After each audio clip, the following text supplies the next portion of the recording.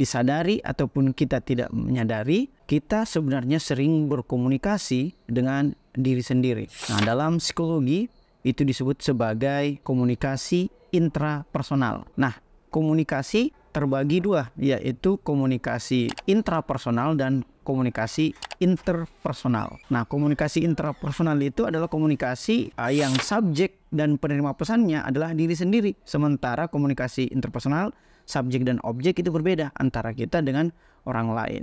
Nah, adapun tahapan-tahapan komunikasi intrapersonal itu dimulai dari satu, sensasi.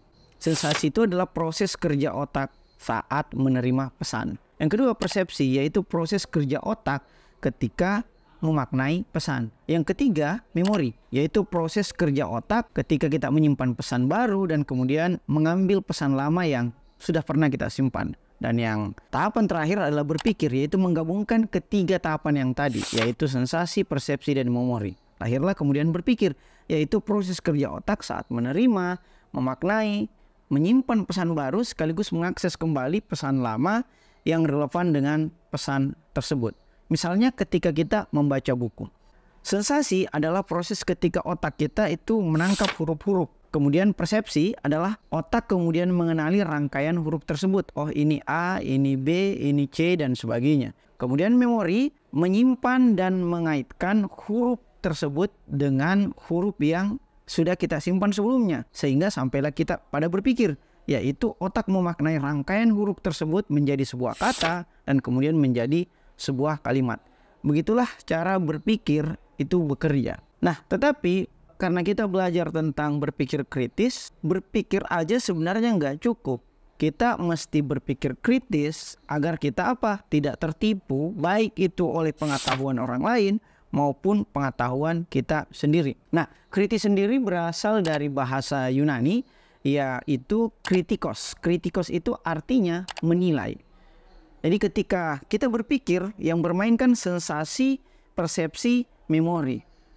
Sementara ketika kita berpikir kritis, yang bermain bukan hanya sensasi, persepsi, memori, tetapi berpikir ditambah dengan menilai hasil pikiran kita tersebut. Sehingga berpikir kritis itu dapat kita maknai sebagai menilai kembali hasil pikiran kita. Baik pikiran tersebut berasal dari diri sendiri maupun pikiran tersebut berasal dari pengetahuan yang orang lain coba masukkan ke dalam pikiran kita. Nah, berpikir kritis itu bahasa kerennya adalah metakognisi.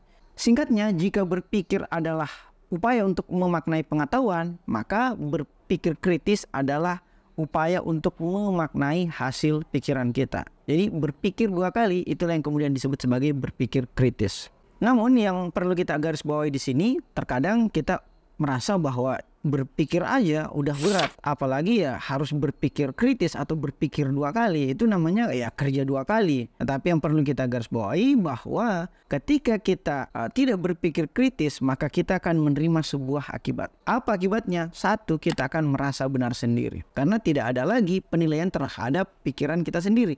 Yang kedua, kita akan mudah ditipu, baik itu oleh pengetahuan yang datang dari orang lain maupun pengetahuan kita sendiri. Sehingga ada buku yang menarik dari Adam Grant yang berjudul Think Again. Di dalam buku tersebut, Adam Grant membagi 4 tipologi berpikir.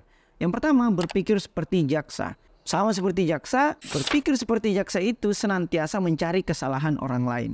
Yang kedua adalah berpikir seperti pengkhotbah, yaitu membagi kebenaran diri, tak merasa benar, kemudian kita share kepada orang lain. Sama seperti pengkhotbah.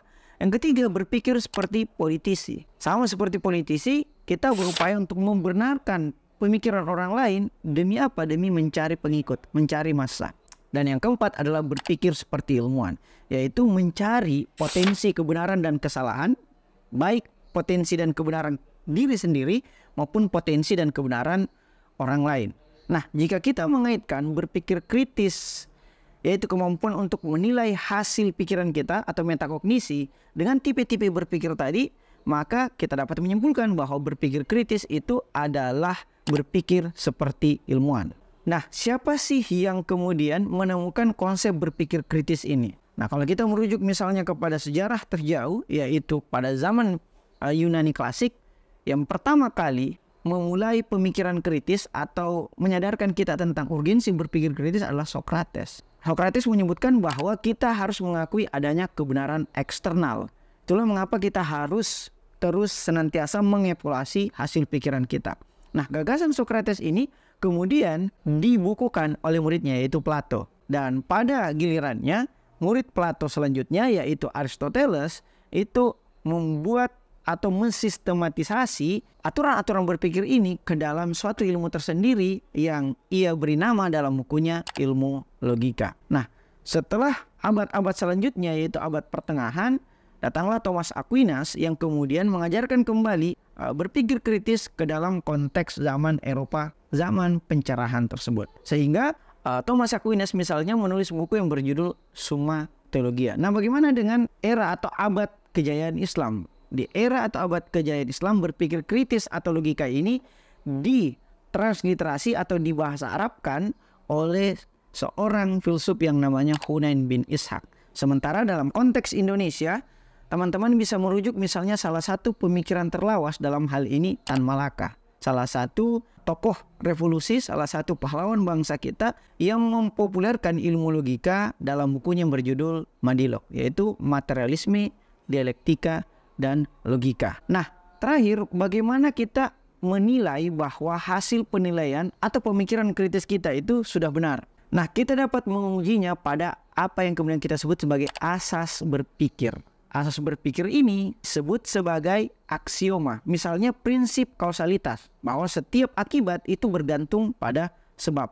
Contoh kasus, misalnya ketika kita bingung dalam memilih pekerjaan. Apakah saya telah benar ketika memilih suatu pekerjaan tertentu? Nah, kita kaitkan dengan aksioma atau kausalitas tadi, bahwa setiap akibat bergantung pada sebab. Jadi pilihan pekerjaan kita adalah akibat dan alasan mengapa kita memilih pekerjaan tersebut adalah sebab. Nah, misalnya kalau teman-teman merujuk pada buku DNA Inovator karangan dari Christian M. Christensen, di situ dijelaskan tentang 5 penyebab. Nah, di situ keren sekali. Kenapa? Karena ketika kita memilih sesuatu, kita harus menelusuri 5 alasan terdalam mengapa kita memilih sesuatu tersebut. Misalnya ketika kita memilih pekerjaan. Saya memilih pekerjaan sebagai dosen misalnya. Kenapa saya memilih dosen? Oh, saya memilih dosen karena saya hobi dalam public speaking. Kenapa saya hobi public speaking? Itu baru satu tuh.